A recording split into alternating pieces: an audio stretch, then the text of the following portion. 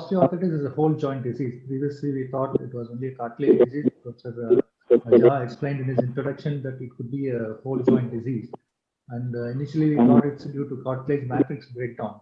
But we know now synovitis, subchondral sclerosis, and osteophyte formation and pigmented capsular contracture, everything contribute to the pathogenesis. You can see the normal cartilage on the left side, and the right side there is cartilage degeneration, there is synovitis, neoangiogenesis, subchondral sclerosis, and all these factors contribute to the pathology.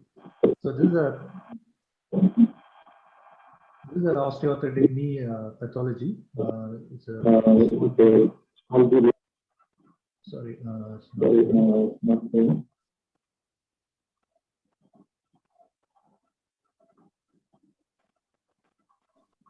so we think osteoarthritis is breakdown of the cartilage.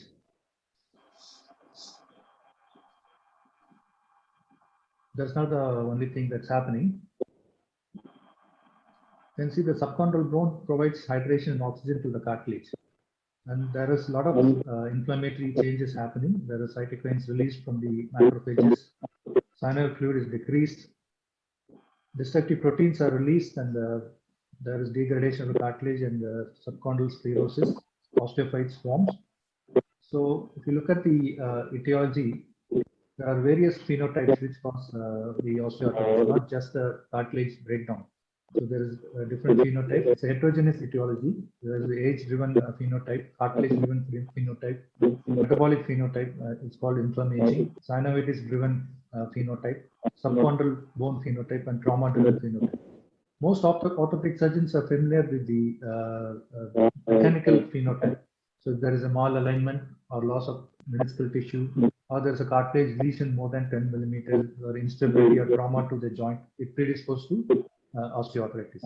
So now we can address this malalignment or meniscal damage with the corrective surgery. We do high tibial osteotomy, meniscal repair. Now we have gone to artificial meniscus and meniscus allograft. Cartilage can be grown in the lab, and cartilage can be implanted. But the basic pathology we need to address, as we know, when the cartilage is broken down, it releases a lot of metabolic enzymes which stimulate the macrophages and the fibroblasts, that in turn causes a lot of inflammatory reaction. There is hardening of the cartilage matrix. There is subchondral bone sclerosis. There is synovitis. This again brings in a lot of inflammatory changes. And the release of cytokines accelerates the changes in the joint. So basically, it starts from because of the enzyme-mediated and cytokine release. The metabolic phenotype, where there is obesity or lifestyle-related problems, there is metabolic reprogramming. It's called inflammation. And there is cellular senescence. It's called SASP, cellular senescence-associated secretory proteins. These enzymes are released, which causes again inflammation and osteoarthritis. If you look at the mitochondrial level, the cellular level, the normal metabolism happens with glucose utilization via glycolysis and oxidative phosphorylation. But in aging and other reasons, the metabolism switch over from oxidative phosphorylation to glycolysis as the main source. So the mitochondrial metabolism is impaired. This leads to release of reactive oxygen species, which again starts inflammation.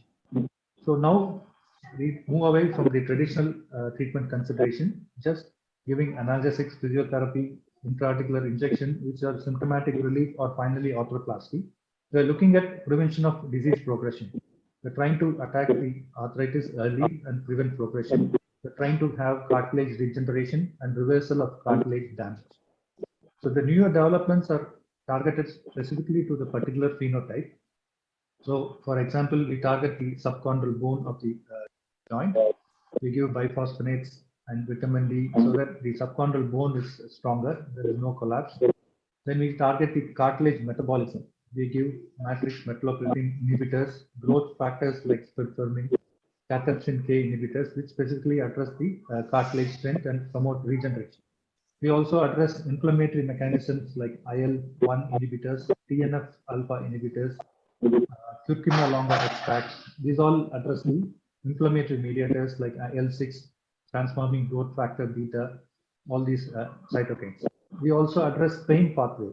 We directly address the pain relief by giving specific drugs which address the pain pathway, or sometimes we use intra-articular steroids as well.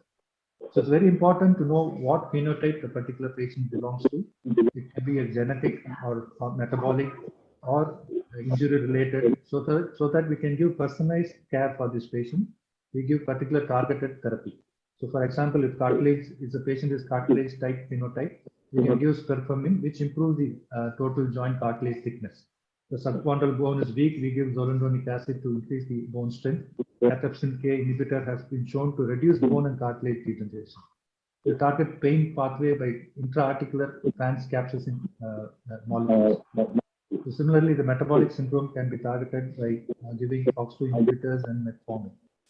So based on these phenotypes, we can address our disease pathology. So we focus on disease progression and cartilage regeneration.